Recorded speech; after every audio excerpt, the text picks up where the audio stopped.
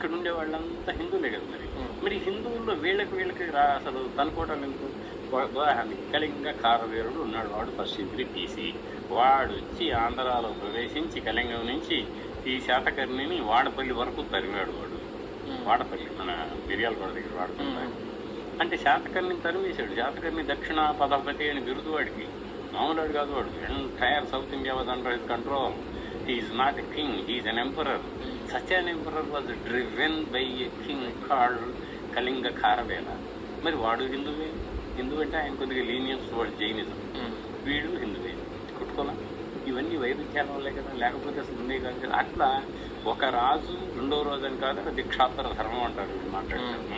The heroic nature and character of a ruler is to fight అని కదా.